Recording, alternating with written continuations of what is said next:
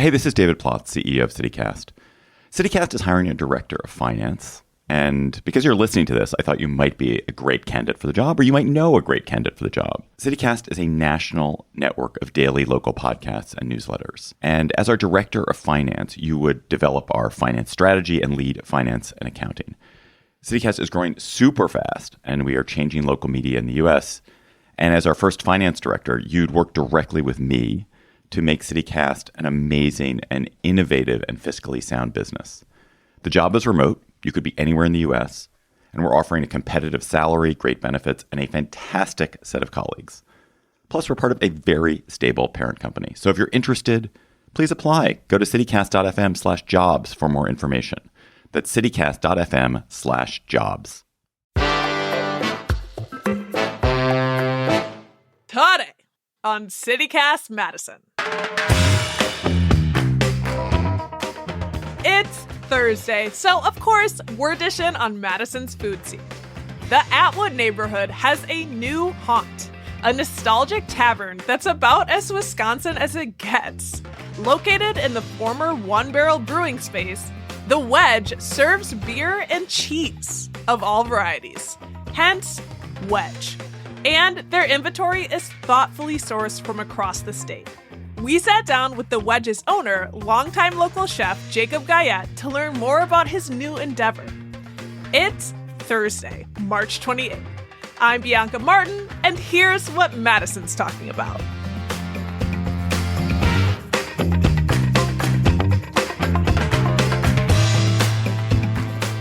Jacob, hello. Hello, how are you? Good. It's so good to see you. Yeah. I've known you for over a decade and, seen you around town. Always thought of you as this all-around great guy. And you were like a top chef at Graze in L'Etoile. And now you got your own spot. And it's so Wisconsin. How do you feel? Pretty good. It's still kind of like a dream state, opening a business, not sleeping, working long days. But yeah, it's kind of surreal. But it feels great to finally have my own spot. Yeah, and you so deserve. So what inspired you to do this, to open up a beer and cheese shop? Tavern is probably a better way to describe it. Well, I love beer. I love cheese. I was sitting down with my wife on her birthday. She's a vegan, but I had the idea of, do you think a beer and cheese spot would go well in the old One Barrel space? And she's like, yeah, I think that could be cool. And I kind of just started asking friends their thoughts, and then started working on getting things put together to get a loan. And one thing led to another. My twin brother and I, we've always just grown up in taverns. Our mom was a bartender while we were kids, and her partner at the time owned a couple bars, and it just kind of feels natural that this is what I would do for the next chapter of my career. Like you mentioned, I've been a chef for 20 years, and now I feel like I'm just turning the page and ready to get this adventure going. Yeah, and I want to know a little bit more about what was the transition like, or what connection did you have with One Barrel Brewing before? How did this magic come about? So I had been a mug club member at One Barrel for 8 years. So pretty much the entire time they were here in this space over on Atwood. I don't know what that entails. I haven't heard of that before. I'm a layman. Oh, okay. So every year they would release a new handmade 22-ounce mug, and you'd get like a discount on your beer, and your beer would be bigger than the beer that everyone else was drinking. And you'd get some discounts on food and merchandise. But the most important thing is you had your own mug when you came here to drink, and that would be your mug every time. So mug club member for 8 years. Peter Gentry of One Barrel sponsored my baseball team. And then as well, we're in a fantasy football league together and have been for 7 years. So he was kind of hinting that this place was going to close and it would become available. And at first I was hesitant because I had just started a new job, but then that job kind of became boring and allowed me to work on getting this together. Nice. You needed a bigger challenge, it sounds like. That's what it was. Yeah. Yeah. Exactly. Yeah. Sports, the bonds that bind. I don't know. I love that. I didn't know that you had your own baseball team. So we're here to talk about the Wedge, and a huge part of the Wedge is the cheese. So we want to talk about the food and what kinds of cheeses do you all sell? The list right now is 11 choices. ranging from different cow's milk cheeses, different goat's milk cheeses, different sheep's milk cheeses. But while I was working at L'Etoile, we had like 25 cheeses on the cheese list, and it was a real pleasure being able to taste them all while you portion them. And so I've had a handful of favorites since I was like 19, and decided that that would be my opening roster for cheeses from southern Wisconsin, eastern Wisconsin, northern Wisconsin, but also just nothing too like crazy. I want people to feel comfortable and not feel overwhelmed with the different cheeses I have. Yeah, like some specific names. And then now I'm curious if there are, like, what's the craziest one on your list? Well, one of my favorites, and it's been a favorite since I was young, is called Mauvais, and it comes from Carr Valley, which is out of LaVale, Wisconsin. It's half sheep and half goat's milk, and it's separated by vegetable ash. Vegetable ash? Yeah, just like a Ooh. fine little powder. So it separates the two different milks, the cheese, the sheep and the goat. And it's kind of just a fun cheese to introduce to people because, you know, you play the game like, let's guess which one's which. And so that's kind of fun. But they also both offer just unique flavors in one cheese. So Okay, so Mauvais. It sounds Yep. French as heck. yeah. And you, like, were at, top spot in Madison to really try these unique varieties. What's maybe more of an adventure cheese to pick on your list? I've got a couple from Raleigh Cheese House in Shullsburg, Wisconsin. And they do a couple different variations of cheddars, but they have been inoculated with bacteria to like get all funky and kind of moldy. Like they look like they're moldy and you shouldn't eat them, but it's kind of like a cross between like a classic like buttermilk blue, but it's a cheddar. So those ones are really fun. One is called Dunbarton Blue, and that's probably in my top 5 favorite cheese list. And then another one is called Red Rock, and that's like an orange cheddar, and it's just completely covered in mold when you pull it out of the package. But then when you cut into it, it's bright orange and glowing. Okay, well, you said nothing too crazy. Now I'm I'm curious, what's the mild side? Yeah, mild would be, I'd say Mauvais is on the mild side, but then I've got black goat truffle also from Carr Valley. Oh my God. And if you're a truffle fan, like the aroma of that cheese is just really nice, especially when it warms up and you can really smell the truffles in there, but also made with goat's milk. So it's got a little grassy flavor, kind of sharp, but nice and creamy. There's so much to learn. And, something that's sticking out to me is they're all coming from Wisconsin. Can you talk about how do you source these and how do you make your selections? So again, working with Tori at Graze and L'Etoile and Estrellon, I got to meet a lot of these cheesemakers. So that was a lot of fun. But I'm a little too busy to like go out and like pick up the cheeses. So I've got a friend who just started his own cheese company. It's called Over the Moon Cheese Company. I talked to him about what I want to put on the menu, and then he drives around the state and picks up the cheeses from the cheesemakers and delivers them to the wedge. So yeah. So you got a guy. I got a guy. Yeah. Boop, boop. It seems to be a focus on local. Is there some intentionality behind that as well? Again, working under Tori at Graze and L'Etoile was a really great opportunity to see how important it is to support your state and your community, and rather than buy some cheese from like Illinois or ew. But yeah, just to reduce that carbon footprint, and it just travels. The cheese travels from Wisconsin all over the state just to Madison for me, and I don't know. I think it's just kind of special and something to be proud of, to give tourists and even Madisonians something nice to enjoy.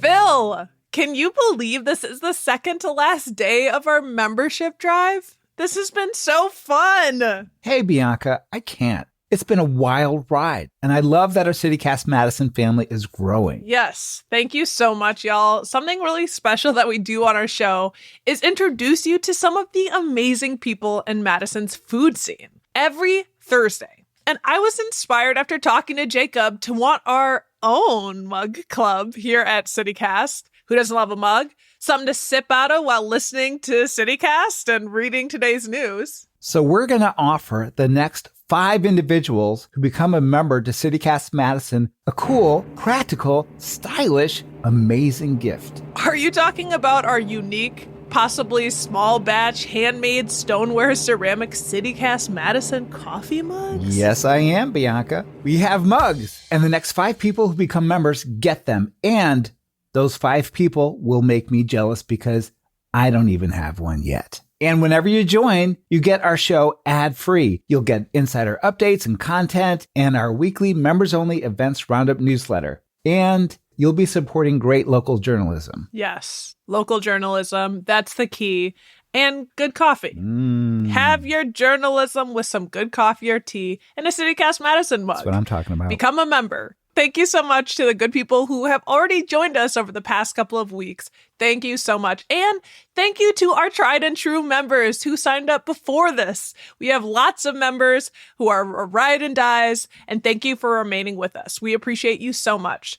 And for everyone else, make Phil jealous. Claim a CityCast Madison mug and become a member at madison.citycast.fm. Join us today.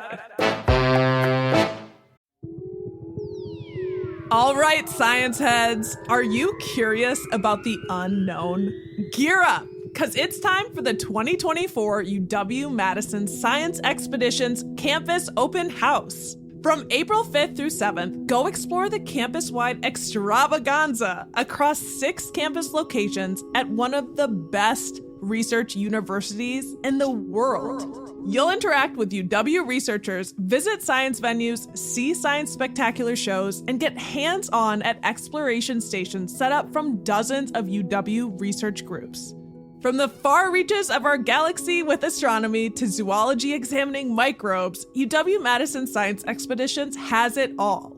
And all events are free and open to the public. So go get your wonder on. Go check out a complete schedule of events at science.wisc.edu.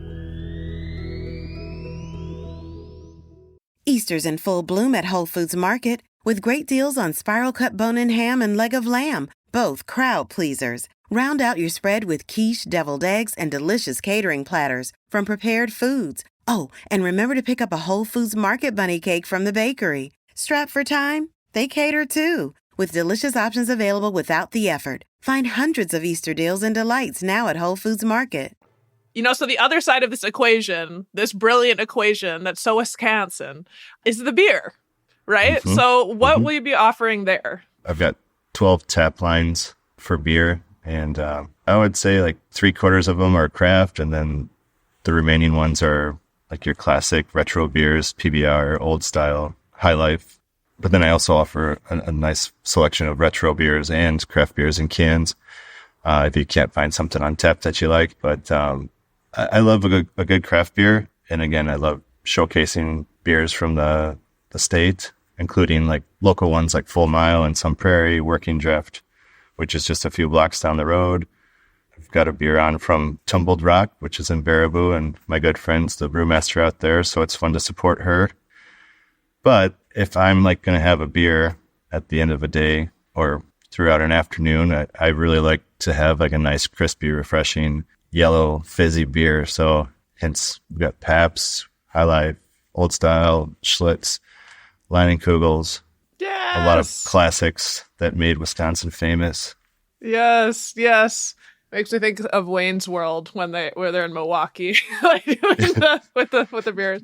That's so dope. And so the beers are local, the cheeses are local. Like, how do you think about pairings if someone was going to come in? Like, how might you guide them to get a good cheese with beer? I mean, I could honestly come up with something to say that might sound cool, but I think that you can't go wrong. Like, a lot of the cheeses that I have are at the moment just kind of, again, not too crazy, but I really think with the cheeses, they can play out all year long. With the beer, that I like to keep seasonal. So like right now, I've got a lot of like malty, amber, dark kind of lager beers on. But come spring and summer, put on some more fruit flavored hazy IPAs and just something that's a little more refreshing and bright. Yeah. So I would say you really can't. If you get some nice Wisconsin cheese, you can't go wrong. Like, I think a lot of different beers pair well with these cheeses. Yeah. And you also have some thickety thick, some Sammies. You have sandwiches on on offer. Talk about that. What do you got for sandwiches? So I've got a very small sandwich list. It's 4 sandwiches. But heavy hitters. But heavy hitters, I think they're all pretty delicious. At the top of the list, I've got the Swiss apple, which is Limburger, shaved red onion, whole grain mustard, and it comes on rye bread. And then I've got a classic with Munster, shaved onion, Dijon, comes on potato bread. The most popular so far, and I believe it's because it's got meat on it, is the Wisco, which is cheddar, summer sausage, pickles, horseradish mustard, mayo, and it's on potato bread. That's gorgeous. Last but not least, the wedge. It's got butter case, potato chips right on it, shaved red onion, whole grain mustard, and mayonnaise on rye bread. And those are just nostalgic, brings me back to childhood, just like eating a fat piece of cheese between some bread and throwing some onion and mayo on there. Kind of brings me back to the good old days. But it's also just it's a nice lunch, a nice dinner, not too heavy. At the moment, we don't do anything like any hot food, but that could change down the road. Cool. Well, so something a through line or something that I've heard from you here in the conversation is about nostalgia and like the space and how it's a part of how you were growing up. And now hearing about this and the sandwiches and slapping a big fat piece of cheese between bread and loving it. Can you talk about that? Like the inspiration? Did you think about owning your own space before? Yeah, I've definitely thought about owning my own space. A couple summers ago, I was trying to buy a bar out in Marshall, Wisconsin and turn it into like a cool barbecue spot. And I've thought about, opening restaurants but there's so many good chefs and so many lovely restaurants in the city. I just kind of wanted to simplify things and just serve cheese and cheese sandwiches, but to be a really cozy spot for people to come.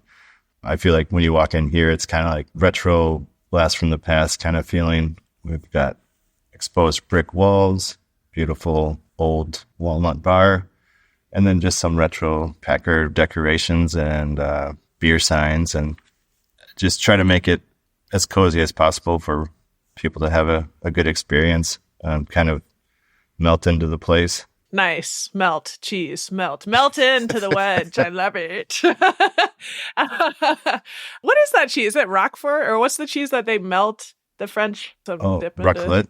Raclette, yeah. I don't know if that seems like that's a heated one, so maybe it's not on the offerings. It could be. It could be. That's exciting. And you're talking about the Packers and some of the old style sports decorations that you've got. And you also have TVs. And I heard you are going to turn up for the games. Oh, yeah. Yeah. I'd like to, I guess, consider this place like a upscale dive bar or upscale sports bar. We do have 3 large TVs. And when the Brewers game's on or Packers, definitely the Packers and Bucks, like turn the sound on and get it going. I look forward to football season already, just being in the space and having a good little Packer party every Sunday. But I'm also looking forward to a nice summer and a good Brewer season. So it's starting I'm hearing the talkity talks. People are ready for the Brewers. Yep. Yeah, I wanted to ask, like, how do you see the wedge fitting into the larger Madison food scene? Well, I would say I see it being just like a fun little stop. If you're craving some cheese and a cold pint, like it's a nice little stop. It at times kind of feels like a waiting room because we're like by Bar Corleone, Mint Mark, Alchemy, even Players, like they get full for people wanting big burgers. I haven't had the Players burger, by the way, not to change the subject, but I heard it's the best one. Yeah. Oh man. Yeah. You literally won't eat for the rest of the day. But so like we've kind of observed that being open the last few weeks that people like to stop in, like they'll come here and wait for their text that their table's ready across the street or next door. And I think that's pretty cool. Like people are like catching on to that and they'll grab some cheese as like a little appetizer or, maybe they'll come over after their meal and, have a little cheese for dessert.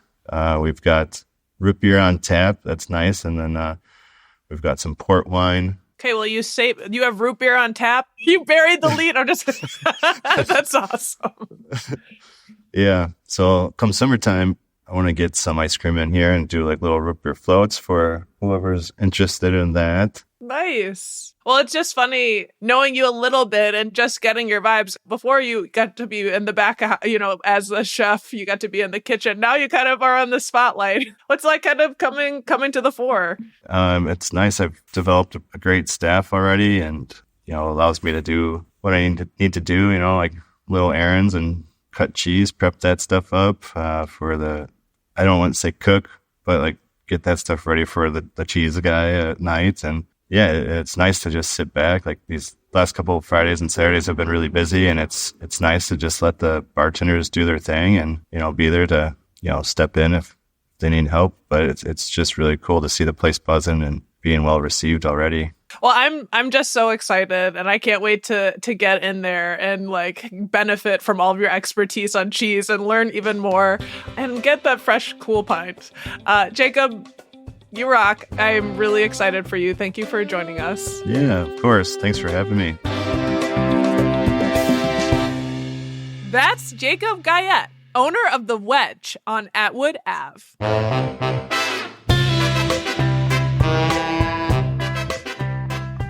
That's all for today here on CityCast Madison. I'm Bianca Martin. If you enjoyed the show, why not share this episode with your favorite cheesehead? Go Pack! We'll be back tomorrow morning with more stories from around the city. Until then...